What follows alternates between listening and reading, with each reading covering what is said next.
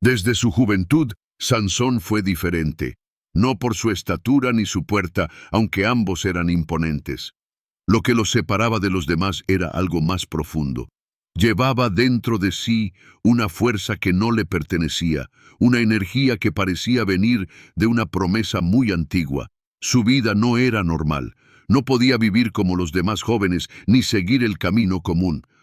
Fue apartado, reservado para un propósito mayor: enfrentar a los enemigos de su pueblo. Antes de continuar, no olvides suscribirte, a darle me gusta. Sigamos. A medida que crecía, esa fuerza inusual comenzaba a manifestarse. No era solo habilidad física, era poder desmedido, una fuerza bruta, cruda, como una tormenta contenida en un solo hombre. A pesar de ser apartado para una misión divina, Sansón era humano, y como todos los humanos, tenía debilidades. Las suyas, sin embargo, no estaban en los músculos, sino en el corazón. Ya de joven adulto, Sansón se sintió atraído por lo prohibido. No era la batalla lo que buscaba, sino el amor, o lo que él creía que era amor. Fascinado por una mujer extranjera, una filistea, Sansón tomó una decisión impulsiva. Quiso casarse con ella. Su deseo era más fuerte que la advertencia. No le importó que viniera del pueblo opresor. No le importó que fuera una unión conflictiva. Lo que quería, lo perseguía y lo tomaba. Fue así como comenzó a alejarse del propósito que le había sido encomendado. La boda no terminó como se esperaba. Lo que debía ser un inicio de vida se convirtió en una tragedia. Por una apuesta mal calculada, Sansón fue traicionado. Perdió su esposa, perdió su confianza y, sobre todo, perdió el control. Lleno de ira, actuó. Su fuerza fue usada como venganza. Mató, destruyó, quemó campos enteros. La violencia, que estaba destinada a liberar a su pueblo, ahora era usada como reacción personal. Su fuerza, aunque divina, ya no estaba guiada por la obediencia, sino por las emociones. La grieta en su corazón comenzaba a abrirse. Tras la traición, Sansón no volvió a ser el mismo. Ya no buscaba redención ni reconciliación, solo justicia en sus propios términos. Su poder se convirtió en un arma contra los filisteos. Golpe tras golpe, derrota tras derrota, los enemigos comenzaron a temerle. No por sus armas, sino por su brutalidad. Una vez tomó una quijada de un asno y con ella acabó con cientos de enemigos. Solo, sin ejército, sin estrategia militar, solo él y la furia que lo guiaba. Su nombre comenzaba a convertirse en leyenda, pero cada victoria tenía un costo. Su alma se endurecía, su corazón se tornaba más rebelde, más orgulloso. Sansón era fuerte, pero no sabio, poderoso, pero imprudente. Cada batalla ganada fortalecía su cuerpo, pero debilitaba su discernimiento.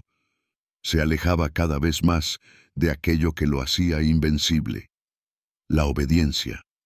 Y mientras su nombre era temido, su espíritu comenzaba a fragmentarse. La reputación de Sansón ya se había esparcido por toda la región. Su fuerza, su crueldad con los enemigos, su carácter incontrolable. Todo lo convertía en una amenaza viva para los filisteos, pero también lo hacía vulnerable a sus propios impulsos. Con el paso del tiempo, Sansón se volvió más confiado, más temerario. Ya no actuaba con cautela. Su poder lo había hecho soberbio. Sabía que nadie podía enfrentarse a él en combate, y eso le dio una peligrosa sensación de invulnerabilidad. Empezó a moverse con libertad en territorio enemigo. Visitaba ciudades filisteas, se relacionaba con sus mujeres y cruzaba líneas que nunca debían cruzar. Fue en una de esas visitas que cayó en una trampa. Una ciudad entera cerró sus puertas durante la noche, esperando capturarlo al amanecer. Pero Sansón, con su fuerza y astucia, escapó antes del amanecer. No solo se fue. Arrancó las puertas de la ciudad, cargó con ellas al hombro y las llevó a lo alto de una colina como muestra de su poder. Un desafío simbólico, brutal y desvergonzado. No solo los vencía, los humillaba, pero este tipo de gestos no lo hacía invencible, lo hacía predecible. Cada acto de fuerza venía acompañado de un acto de debilidad emocional. Su patrón era claro: cuando deseaba algo, se volvía ciego, y ese deseo lo llevaría directo al corazón de su ruina. Sansón conoció a una mujer en el valle de Sorek. Su nombre era Dalila. Como otras veces, fue el deseo lo que lo impulsó. Pero esta vez era diferente. Ella no era solo una mujer hermosa, era una trampa cuidadosamente diseñada. Los líderes filisteos sabían que jamás podrían derrotarlo por la fuerza. No había ejército que pudiera hacerlo. La única forma de destruir a Sansón era desde adentro. Y para eso, Dalila era la pieza perfecta. Ella se ganó su confianza. Día tras día, con palabras dulces y presencia constante, logró lo que ningún ejército había conseguido: que Sansón bajara la guardia. Ella no lo amenazó con armas, lo envolvió con afecto. No lo hirió con espadas, lo sedujo con insistencia. Y mientras él se relajaba, ella preguntaba, una y otra vez: ¿de dónde viene tu fuerza? Al principio, él se burlaba. Le daba respuestas falsas. La usaba como juego, como si su poder fuera parte de un secreto inofensivo. Pero cada mentira traía una traición. Cada vez que él mentía, ella intentaba entregarlo a sus enemigos. Y sin embargo, él seguía con ella. La evidencia de su traición era obvia, pero el deseo era más fuerte que la razón. Su fuerza física no podía protegerlo de su ceguera emocional. Finalmente, accedió. Agotado, expuesto, entregado el secreto, confesó que su fuerza no era solo natural, sino vinculada a un voto que lo apartaba para un propósito sagrado. Dijo lo que nunca debí decir. Y en ese instante, aunque no lo supo, su destino cambió. Aquella noche, mientras dormía sobre las piernas de Dalila, el poder lo abandonó. Su cabello fue cortado, su promesa fue rota, y lo que siguió fue la ruina. Cuando despertó, ya no era el mismo hombre. La fuerza lo había dejado, la promesa se había quebrado. Y los enemigos que una vez temieron pronunciar su nombre, ahora lo tenían encadenado. Lo sometieron, lo humillaron, lo cegaron. La figura temida se convirtió en espectáculo de burla. Lo que fue un símbolo de libertad para su pueblo, ahora era trofeo de opresión para sus enemigos. Sansón fue llevado a Gaza, no como guerrero, sino como esclavo, obligado a moler grano como un animal, sin visión, sin poder, sin identidad, solo, humillado, derrotado. En ese abismo de sufrimiento, algo diferente comenzó a crecer. No su cabello, aunque también, sino su conciencia. Por primera vez, Sansón dejó de pelear contra enemigos externos y comenzó a enfrentarse al verdadero enemigo, él mismo. El orgullo, la lujuria, la impulsividad, la soberbia. En la oscuridad, comenzó a ver con más claridad que nunca. Cada día que pasaba, algo en su interior se fortalecía, no la musculatura, sino el espíritu. Sansón, sin fuerza, se volvió más hombre que nunca. Y mientras su cabello crecía, también crecía una determinación que ya no nacía de la ira, ni del deseo, ni de la venganza, sino del propósito. Los filisteos no lo sabían. Ellos vieron a un prisionero derrotado. No veían que estaban despertando algo más profundo. Habían apagado su fuerza, pero estaban encendiendo su fe. El tiempo pasó. Sansón, una vez temido por millas, ahora era una sombra encadenada. Su cuerpo, que antes derribaba columnas y murales, servía como entretenimiento. Su nombre, antes temido como un rugido, era ahora el motivo de carcajadas. Y los filisteos, confiados en su victoria, creyeron haber vencido para siempre. Un día, los señores filisteos organizan una gran celebración. Iban a rendir homenaje a su Dios por haber entregado a Sansón en sus manos. Reunieron a millas de hombres y mujeres en un templo colosal. Las figuras más importantes del poder político y religioso estaban allí. Era una fiesta, pero también una declaración de supremacía. Quería cerrar la historia con una imagen contundente. El hombre más fuerte de Israel, derrotado, ciego, sirviendo de payaso ante sus opresores. Ordenaron traer a Sansón al templo. Lo hicieron entrar como quien lleva un trofeo. No como invitado, no como enemigo, sino como burla. Lo colocaron entre dos columnas principales.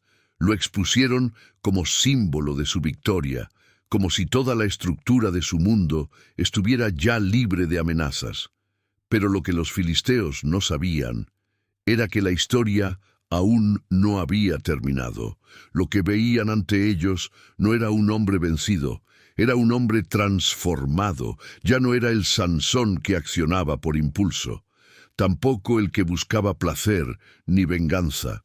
Frente a ellos estaba alguien que entendía por primera vez el peso de su llamado. No quedaba gloria personal ni sueños individuales, solo propósito, y con él una decisión en lo más profundo de su corazón. Mientras miles celebraban su humillación, algo ardía en silencio. No una emoción pasajera, sino una convicción. Sansón no pidió escapar, no pidió salvar su vida, no pedí volver a ser temido. Lo único que pidió fue tener una última oportunidad para cumplir el propósito por el cual fue apartado desde el principio. El templo estaba lleno, no solo por la multitud, sino por el peso simbólico del momento. Sobre esas columnas se sostenía no solo el techo de una estructura física, sino el orgullo de un imperio. Era más que una celebración, era un mensaje. El mensaje de que el enemigo más temido había sido reducido a nada. Una burla a la fe de su pueblo, una victoria política, espiritual y militar. Sansón estaba allí, ciego, debilitado, empujado por un niño que lo guiaba entre los pilares. Nadie lo veía como una amenaza. Era solo un hombre sin vista, sin armas, sin ejército. Todos lo creían acabado. Pero dentro de él había algo que nadie podía ver. En silencio, colocó sus manos sobre las columnas. Sintió el frío de la piedra. Escuchó los gritos, los cantos, las risas. Sintió las burlas como flechas invisibles clavándose en lo más profundo. Y entonces, en medio del ruido, se escuchó a sí mismo. No como el guerrero que buscaba venganza, sino como el siervo que comprendía su propósito. No pedí gloria, no pedí reconocimiento, solo pedí fuerza. Una última vez, no para sí, no por rabia, sino por algo mayor. En ese instante, la fuerza que lo había abandonado se volvió a fluir. Pero no era la misma de antes, no era la de un joven imprudente, ni la de un hombre herido. Era la fuerza de alguien que entendía que, a veces, cumplir el propósito no significa sobrevivir, sino entregarse. Y lo hizo. Con todo el peso de su cuerpo, con toda la energía de su alma, con todo lo que le quedaba, empujó las columnas. Al principio nada ocurrió, pero luego un crujido. Un temblor, una vibración que recorrió la piedra, el suelo, las paredes. El sonido del colapso se mezcló con gritos de confusión, luego de terror y finalmente con el estruendo de la caída. El templo entero se desplomó. Miles de personas murieron, incluidos los líderes filisteos, Sansón también. Su muerte fue su mayor acto de liberación. Aquel que no supo gobernarse a sí mismo en vida, encontró su propósito en el momento de su sacrificio. Sansón murió junto con sus enemigos, pero no murió derrotado. Bajo los escombros no quedó solo un cuerpo, sino el peso de una historia marcada por errores, caídas y redención. Su último acto no fue de venganza, fue de propósito. Logró más en su muerte que en toda su vida de batallas.